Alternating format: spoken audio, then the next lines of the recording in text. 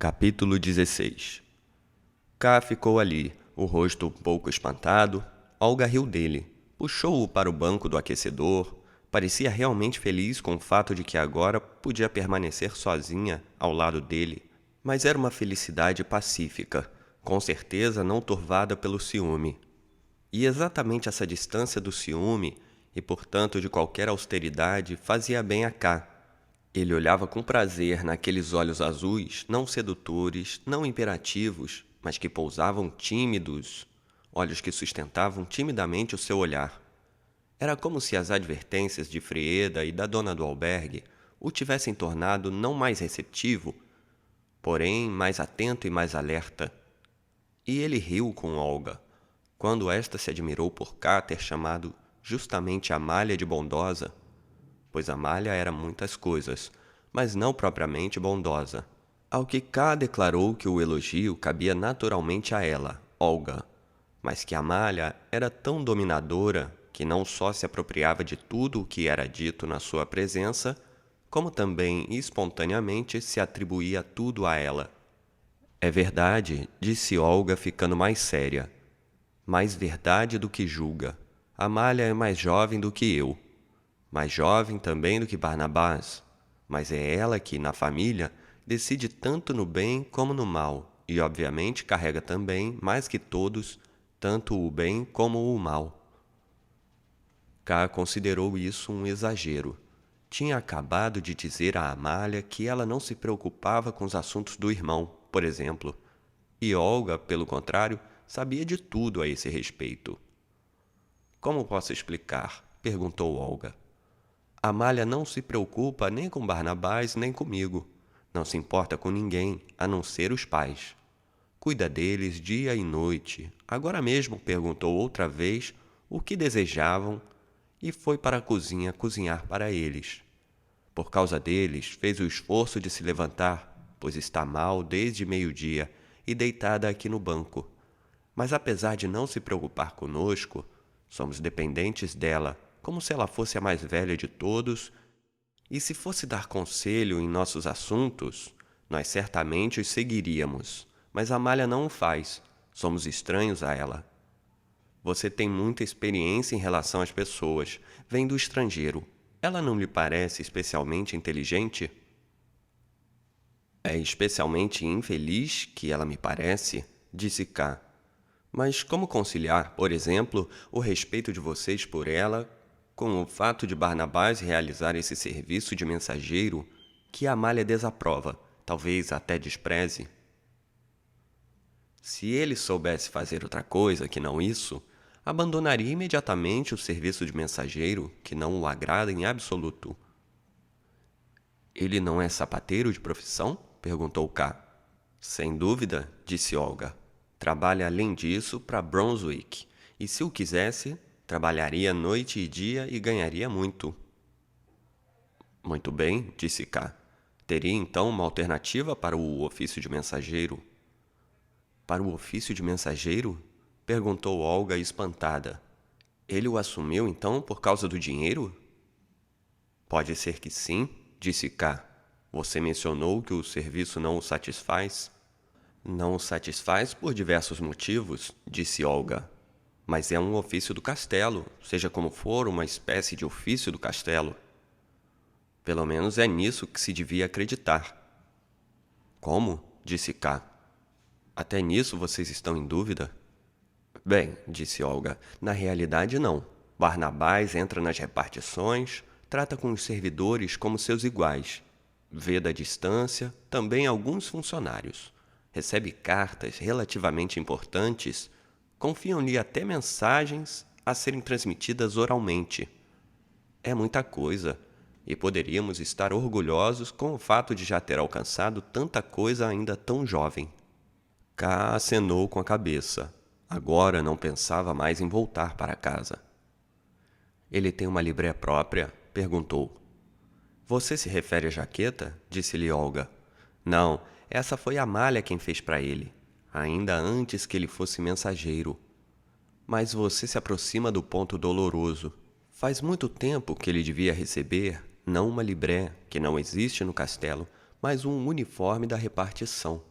Isso lhe foi assegurado, mas nesse aspecto as pessoas são muito lentas no castelo. E o pior é que nunca se sabe o que significa essa lentidão. Pode significar que a coisa está em andamento, mas pode também significar que o trâmite oficial ainda nem começou, que, por exemplo, querem primeiro pôr Barnabás à prova. Pode significar também, afinal, que o trâmite já terminou, que por algum motivo a garantia foi retirada e que Barnabás nunca vai receber o uniforme. Mais detalhes a esse respeito não é possível saber, ou então só depois de muito tempo. Temos aqui um provérbio que talvez você conheça. Decisões administrativas são tímidas como as jovens. É uma boa observação. Disse K que o levara mais a sério que Olga. Uma boa observação. E as decisões podem ter ainda outras propriedades em comum com as jovens. Talvez, disse Olga. Certamente não sei como você o entende. Talvez você o entenda como um elogio, mas no que diz respeito ao uniforme oficial, é essa justamente uma das preocupações de Barnabás, e uma vez que temos preocupações em comum, ela é minha também. Por que ele não recebe um uniforme oficial é uma pergunta que faremos inutilmente. Mas toda essa questão não é simples. Os funcionários, por exemplo, parecem não ter absolutamente nenhum uniforme oficial. Até o ponto que sabemos aqui e pelo tanto que Barnabás conta, os funcionários circulam com roupas comuns, apesar de belas. Aliás, você já viu o clã? Ora, naturalmente Barnabás não é um funcionário, nem um funcionário da categoria mais baixa, nem ele se atreve a querer sê-lo. Mas mesmo servidores de nível superior, que aqui na aldeia com certeza não se consegue em absoluto ver, não têm uniformes oficiais, segundo o relato de Barnabás. Seria possível pensar de antemão que isso é um certo consolo, mas é um engano. Pois Barnabás é um servidor de nível superior? Não. Mesmo que se esteja muito inclinado a favor dele, não se pode dizer isso. Ele não é um servidor de nível superior. Já o fato de vir à aldeia, até de morar aqui, é uma prova em contrário. Os servidores de nível superior são mais reservados do que os funcionários. Talvez com razão estejam situados mais alto até do que certos funcionários. Algumas coisas parecem indicá-lo. Eles trabalham menos, e segundo Barnabás, deve ser uma visão maravilhosa enxergar esses homens fortes, grandes, seletos, caminharem lentamente pelos corredores. Barnabás sempre se esgueira junto a eles. Em suma, está fora de discussão que Barnabás é um servidor de nível superior. Poderia, pois, ser um dos serviçais subalternos, mas precisamente esses têm uniformes oficiais. Pelo menos quando descem à aldeia, não é uma libré propriamente dita. Existem também muitas variedades, mas de qualquer forma, o servidor do castelo é reconhecido imediatamente pelas roupas. Você já viu essa gente na hospedaria dos senhores. O que mais chama a atenção nas roupas é que elas, na maioria das vezes, são justas, não conviriam a um camponês ou artesão. Muito bem, esse tipo de roupa Barnabás não tem. Isso não é apenas vergonhoso ou desonroso. Seria possível suportá-lo, mas, principalmente em horas de tristeza e algumas vezes, não muito raramente, nós as temos, Barnabás e eu, faz duvidar de tudo. Afinal, é um serviço do castelo o que Barnabás faz? Perguntamo-nos então. Certamente ele entra nas repartições, mas será que as repartições são o castelo propriamente dito? E mesmo que as repartições pertençam ao castelo, é nelas que Barnabás tem permissão para entrar? Ele vai às repartições, mas é apenas uma parte de todas elas. Depois existem barreiras e atrás delas há ainda outras repartições. Não o proíbem de continuar andando pura e simplesmente, mas ele não pode prosseguir se já encontrou seus superiores, que despacharam com ele e o mandaram embora. Além disso, lá a pessoa é sempre observada, ao menos é o que se acredita. E mesmo que ele continuasse a caminhar, no que isso ajudaria, se lá ele não tem um trabalho administrativo e não passa de um intruso? Você não pode imaginar também essas barreiras como uma fronteira definida. Barnabás costuma sempre me chamar a atenção sobre isso. Existem barreiras também nas repartições onde ele entra. Existem, portanto, até barreiras pelas quais passa e elas não parecem diferentes daquelas que ele ainda não ultrapassou. E por essa razão, não se deve assumir previamente que atrás dessas últimas barreiras se encontrem repartições essencialmente distintas daquelas nas quais Barnabás já esteve. Não se acredita nisso, senão naquelas horas de tristeza. E assim, persiste a dúvida. Não é possível se defender. Barnabás conversa com funcionários, recebe mensagens. Mas que funcionários? Que mensagens são essas? Agora, como diz, está à disposição de clã e recebe os encargos diretamente da parte dele. Ora, isso já seria muito. Mesmo os servidores de nível mais alto não conseguem ir tão longe. Seria quase demais, e o angustiante está justamente aí. Pense só, estar à disposição imediata de clã, falar com ele em pessoa. Mas será que é de fato assim? Bem, é assim. Mas por que então Barnabás duvida de que o funcionário que lá é designado como clã seja realmente clã? Olga, disse K, você não está querendo fazer brincadeiras. Como pode existir dúvida sobre a aparência física de clã? Sua aparência é conhecida, eu mesmo o vi. Certamente não, K, disse Olga. Não são brincadeiras, mas minhas mais sérias preocupações. Portanto, não o conto para aliviar meu coração e fazer o seu ficar pesado. Mas por que você perguntou por Barnabás? Porque Amália me deu a incumbência de contar, e porque também julgo que é útil que saiba de coisas mais detalhadas. E também por Barnabás que eu faço, a fim de que não deposite nele esperanças muito grandes, que ele não o decepcione e depois sofra pessoalmente com a sua decepção. Ele é muito sensível. Hoje à noite, por exemplo, não dormiu, porque ontem, ao anoitecer, você se mostrou insatisfeito com ele.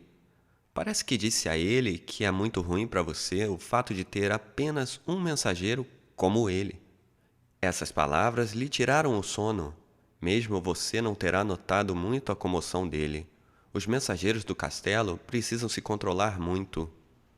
Mas não é fácil para ele, mesmo que seja com você.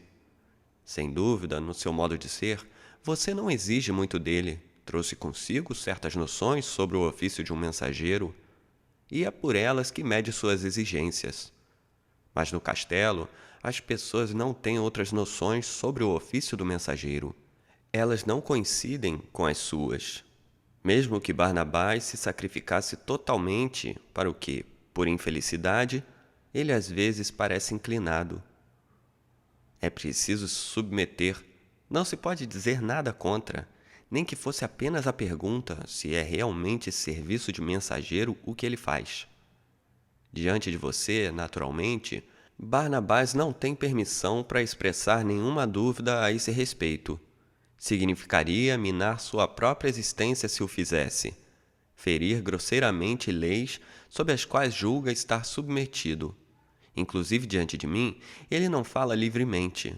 Tenho de acariciá-lo, beijá-lo, para desembaraçá-lo de suas dúvidas, e ainda assim evita admitir que as dúvidas são de fato dúvidas. Ele tem algo de Amália no sangue, e com certeza não me diz tudo, embora eu seja sua única confidente. Mas conversamos às vezes sobre clã. Nunca ouvi, sabe? Fríeda gosta pouco de mim e jamais me concedeu permissão para vê-lo. Naturalmente, porém, seu aspecto físico é bem conhecido na aldeia. Alguns o viram, todos ouviram falar dele, e dessa aparência, desses rumores e também de segundas intenções, várias e falsas, se formou uma imagem de clã que certamente nos traços básicos deve ser verdadeira. Mas só nesses traços essenciais. De resto, ela é mutável como a aparência real de clã, e talvez nem mesmo tão mutável. Ele deve ter uma aparência completamente diferente quando vem à aldeia, outra quando a deixa, outra ainda antes de ter bebido cerveja, outra depois, outra acordado, outra dormindo, outra sozinho, outra durante uma conversa, e o que é compreensível, quase inteiramente outra lá em cima no castelo. Já no interior da aldeia, há diferenças razoavelmente grandes que são relatadas.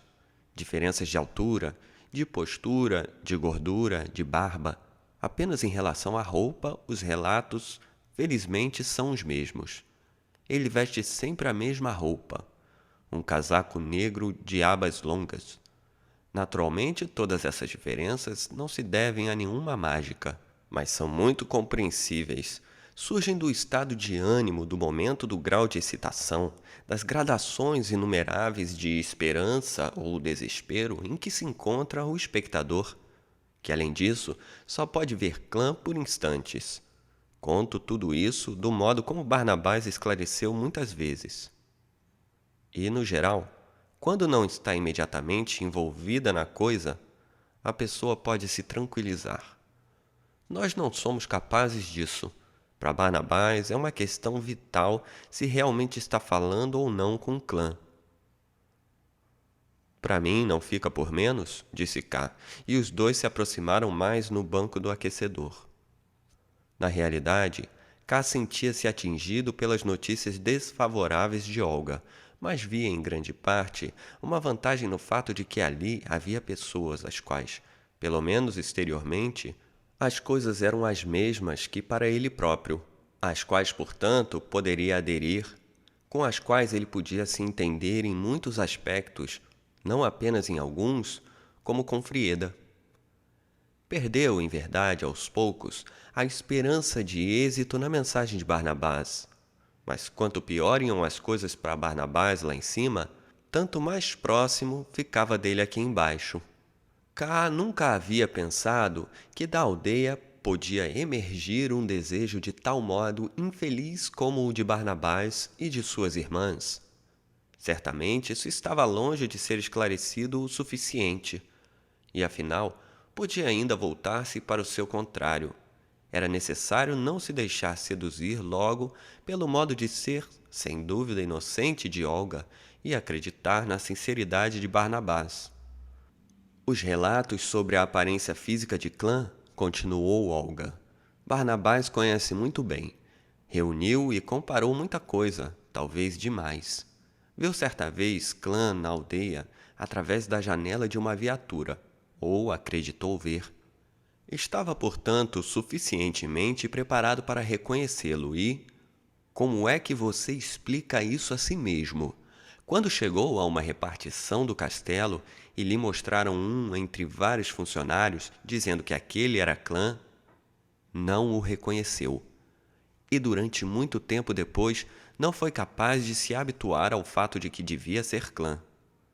Mas se perguntar a Barnabás no que aquele homem se distingue da noção usual que se tem de Clã, ele não pode responder. Talvez responda e descreva o funcionário no castelo, mas essa descrição não bate exatamente com a de Clã, tal como conhecemos. Então, Barnabás, digo eu, por que duvida? Por que se atormenta? Ao que ele, então, no embaraço visível, começa a enumerar as peculiaridades do funcionário no castelo, que parece mais inventar que relatar, mas que, além disso, são tão insignificantes.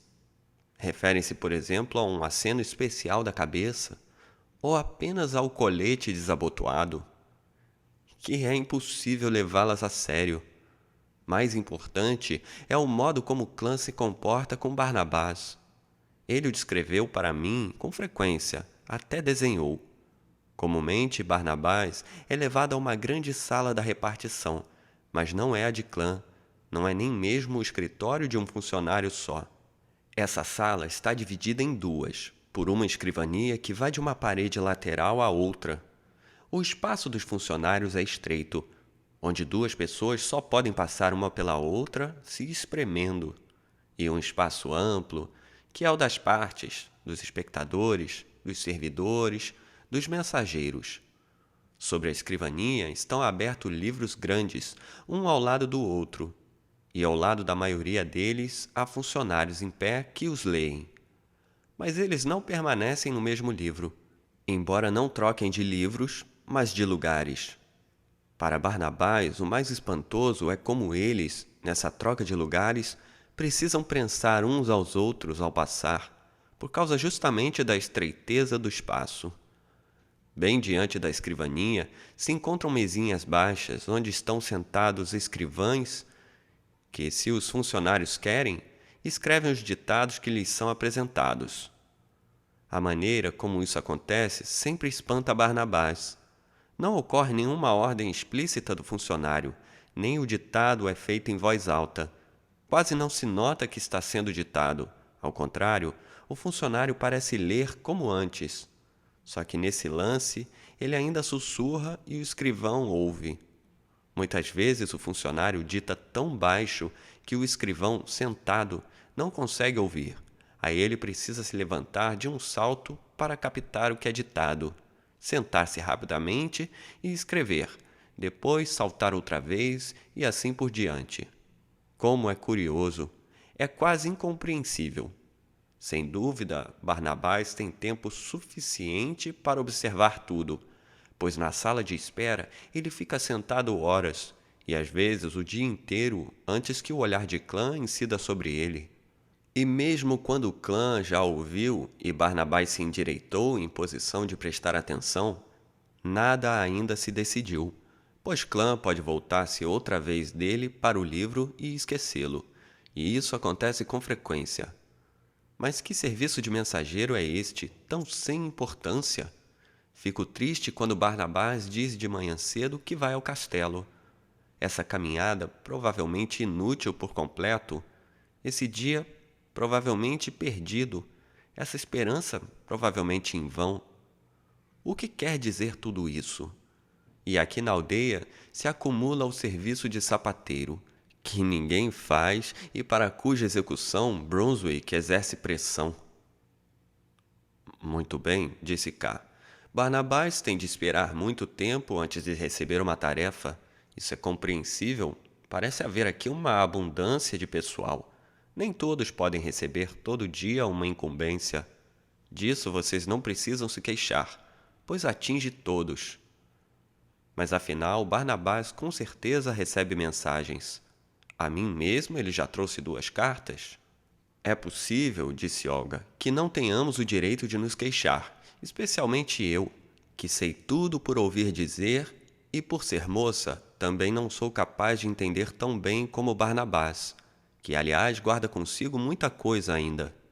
Mas ouça bem, agora, o que se passa com essas cartas. Com as cartas para você, por exemplo. Elas não são recebidas diretamente de Clã, mas do escrivão, num dia qualquer, numa hora qualquer. Por isso é que também o serviço, que parece tão fácil, fica tão cansativo, pois Barnabás precisa prestar atenção sem parar.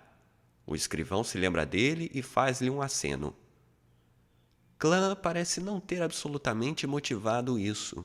Fica lendo calmamente seu livro. Só às vezes, é verdade, mas ele o faz. De resto, com assiduidade, está a ponto de limpar o seu pincenê quando Barnabás chega, e talvez o veja nesse momento, supondo-se que vê alguma coisa sem pincenê. Barnabás duvida. Clã está na ocasião com os olhos quase fechados.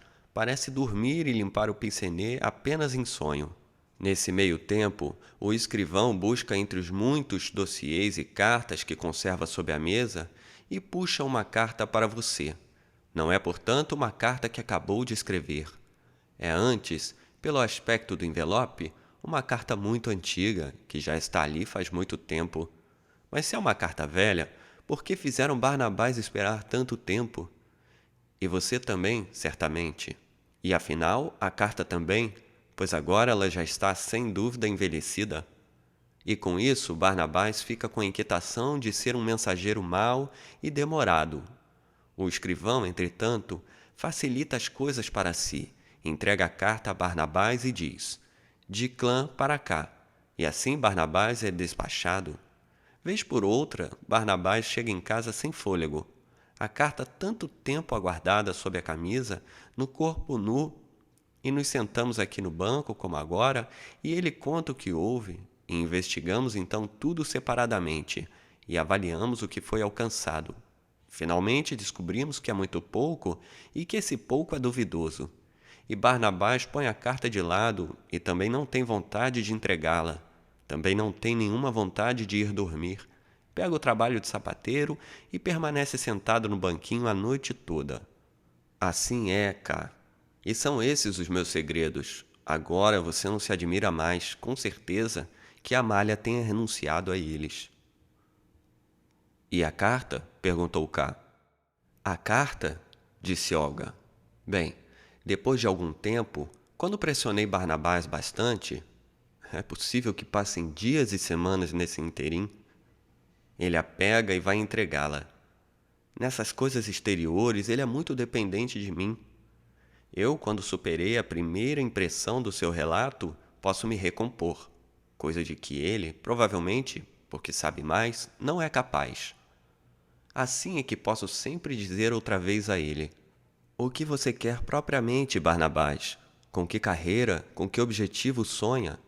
Quer talvez ir tão longe que precise nos abandonar, me abandonar por completo? É esse o seu objetivo? Não sou obrigada a crer nisso, uma vez que de resto seria incompreensível por que motivo está tão terrivelmente insatisfeito com o que já conseguiu. Olhe em torno para ver se alguém entre nossos vizinhos já chegou tão longe. Certamente a situação deles é diferente da nossa, e não temos nenhuma razão para aspirar a algo mais. Mas também, sem fazer comparações, é necessário constatar que, para você, tudo vai da melhor maneira possível. Existem obstáculos, pontos discutíveis, decepções, mas isso significa apenas aquilo que já sabíamos antes, que nada será dado de presente a você, que, pelo contrário, terá de lutar por qualquer ninharia, motivo a mais para ser altivo e não abatido. E você não combate por nós, então? Isso não significa nada? Não lhe dá nenhuma força nova? E o fato de eu ser feliz e quase arrogante por ter um irmão assim não lhe dá segurança? Em verdade, não no que alcançou no castelo, mas naquilo que consegui com você, fico decepcionada. Você pode entrar no castelo, é um visitante constante das repartições, passa dias inteiros no mesmo espaço que clã, é mensageiro publicamente reconhecido, tem direito a um uniforme oficial, recebe cartas importantes para levar. Tudo isso você é. Pode tudo isso e desce para a aldeia. Em vez de chorarmos de felicidade nos braços um do outro, ao me ver, parece abandonar toda a coragem, duvida de tudo. Só os trabalhos de sapateiro o atraem. E a carta, essa calção do nosso futuro, você põe de lado? Assim falo com ele, e depois que eu repeti o dia inteiro, ele apanha suspirando a carta e parte. Mas provavelmente não se trata do efeito das minhas palavras, e sim do impulso de ir outra vez ao castelo, e sem ter executado a tarefa, ele não ousaria ir para lá. Mas você tem razão em tudo o que diz a ele, disse Ká. Resumiu tudo direito, de uma forma admirável. Como é capaz de pensar claro de maneira espantosa? Não, disse Olga. Isso o engana, e talvez seja assim também que eu o engane. O que, pois, ele conseguiu? Pode entrar numa repartição, mas não parece nem mesmo uma repartição. Antes, uma antessala das repartições. Talvez nem mesmo isso. Talvez um quarto, onde devem ser retidos todos aqueles que não podem entrar nas repartições reais. É com clã que ele fala. Mas é clã? Não é antes alguém apenas parecido com clã?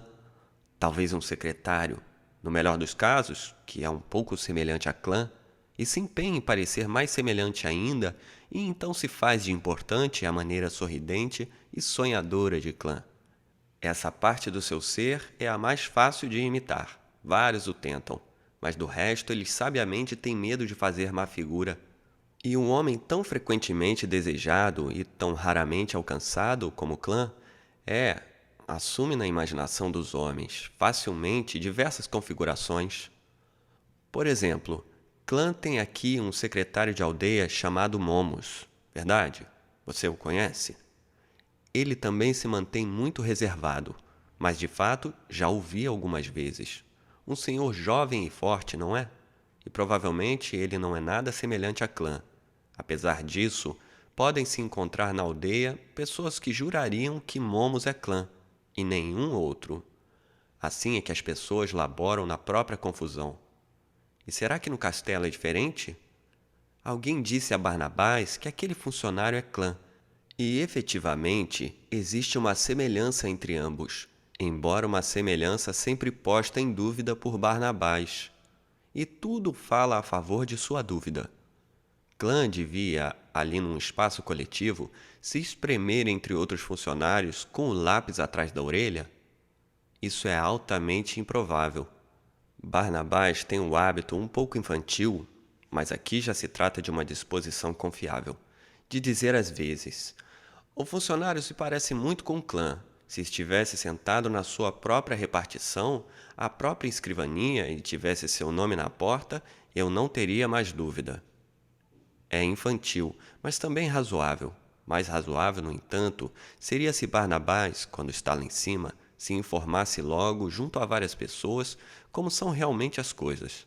Segundo suas informações, anda pela sala número suficiente de pessoas. E se suas informações não fossem muito mais confiáveis do que as daquele que, sem ser perguntado, lhe mostrou o Clã, teriam de resultar, no mínimo, dessa multiplicidade, alguns pontos de apoio e de comparação. Essa ideia não é minha, mas de Barnabás. Ele, porém, não ousa expô-la, de medo que possa, por qualquer infração involuntária de prescrições desconhecidas, perder seu posto. Não ousa dirigir a palavra a ninguém. É inseguro assim que se sente.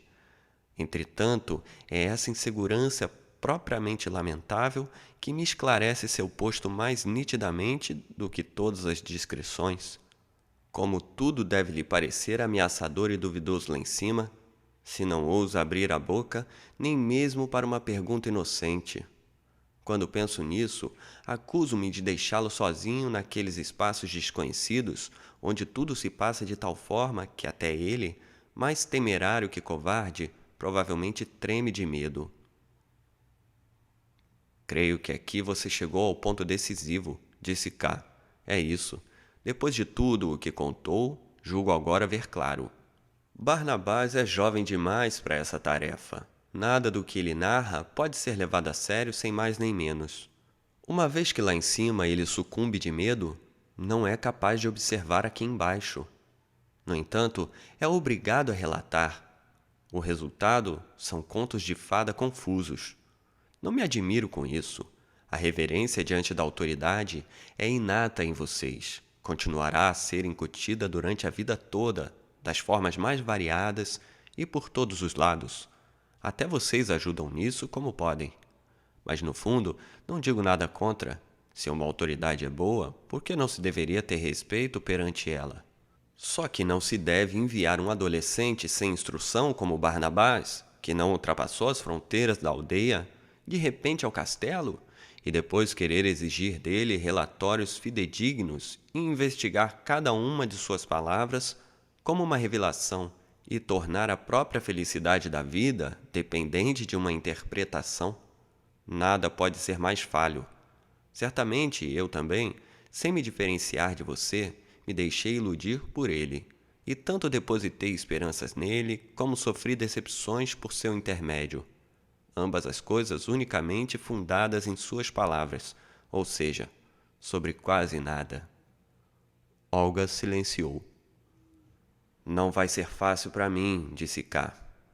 Confundi-la na confiança que tem no seu irmão. Posso ver como o ama e o que espera dele, mas isso tem de acontecer. E não menos por causa do seu amor e das suas expectativas, pois repare que algo sempre a impede, não sei o que é, de reconhecer plenamente o que Barnabás não conseguiu, mas foi dado a ele, de presente. Pode entrar nas repartições, ou se você quiser, numa antessala. É, portanto, uma antessala, mas há portas lá que fecham o caminho para a frente. Barreiras que é preciso ultrapassar, quando se tem jeito para tanto. Para mim, por exemplo, essa antessala é, pelo menos no momento, completamente inacessível. Com quem Barnabás conversa ali, eu não sei. Talvez seja aquele escrivão, o servidor mais subalterno. Mas mesmo sendo o mais subalterno, pode conduzir ao seguinte mais acima dele e, se não pode fazê-lo, pode no mínimo nomeá-lo. Caso não possa nomeá-lo, pode sem dúvida indicar alguém capaz disso. O suposto clã pode não ter rigorosamente nada em comum com o verdadeiro. A semelhança talvez só exista para os olhos cegos de excitação de Barnabás.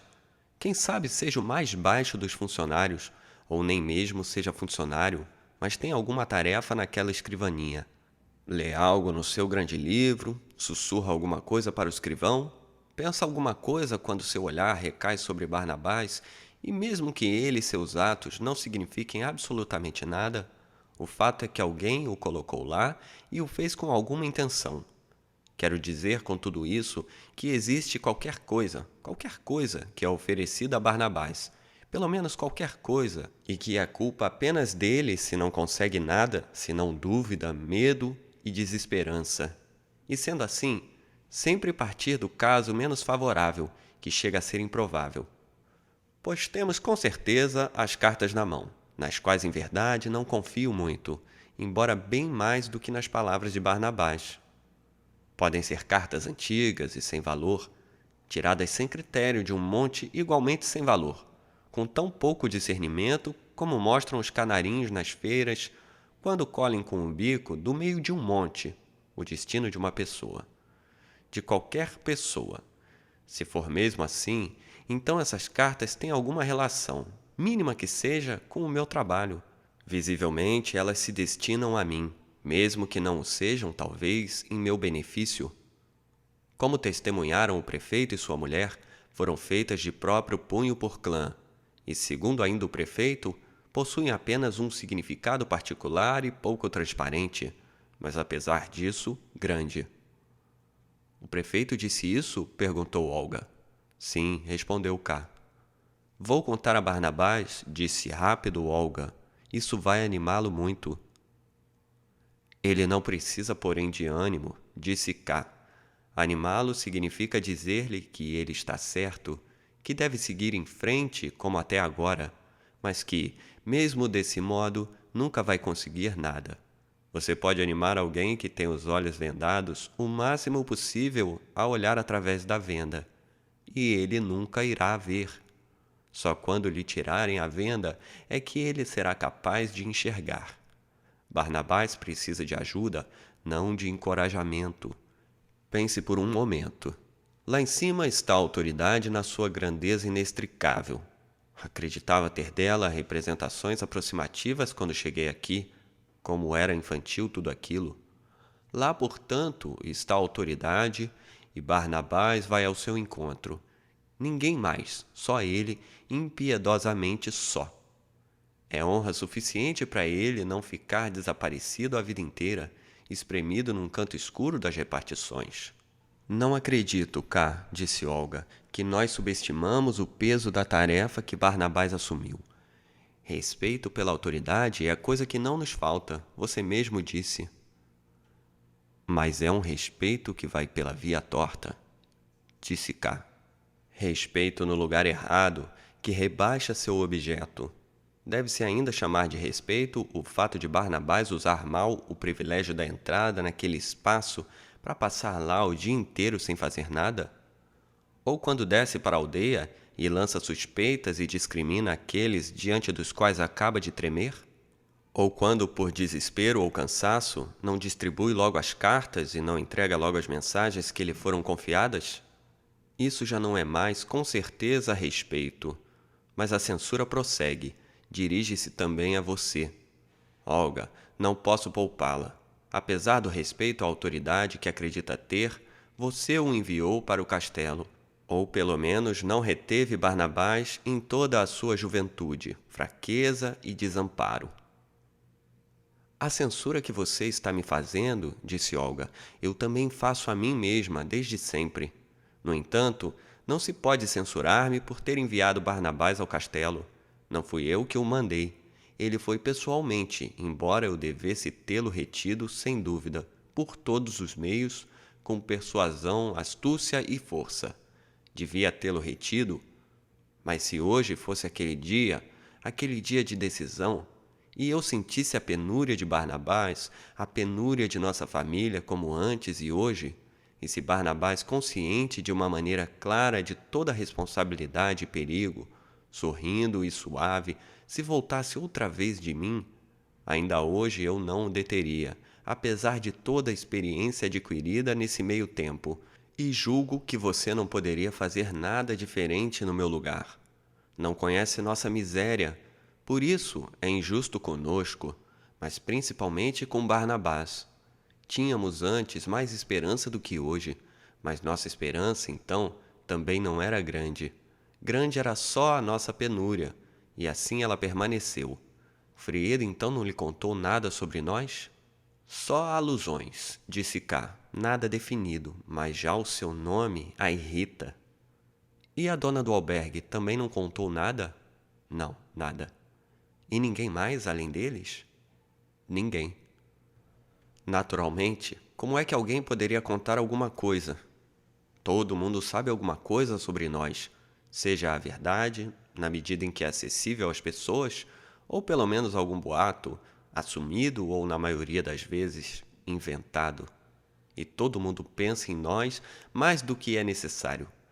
Porém, contá-lo francamente, ninguém o faz.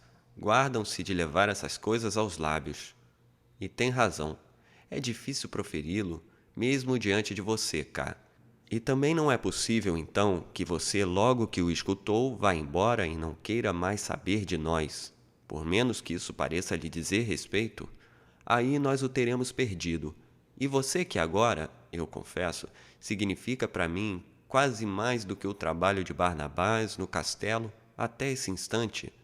E, no entanto, essa contradição já me atormenta a noite toda. Você precisa sabê-lo, pois de outro modo não chega a uma perspectiva sobre nossa situação, continuando a ser injusto com Barnabás, o que me doeria particularmente. O acordo necessário e completo nos faltaria e você não poderia nem nos ajudar, nem aceitar a nossa ajuda, que é extraoficial. Mas ainda resta uma pergunta. Você quer realmente sabê-lo? Por que pergunta isso? Disse K. Se é necessário, quero saber. Mas por que pergunta assim? Por superstição, disse Olga. Você será arrastado para as nossas questões inocente, não muito mais inocente do que Barnabás. Conte depressa, disse K. Não tenho medo. Você o torna pior do que é com o seu temor de mulher. Fim do capítulo.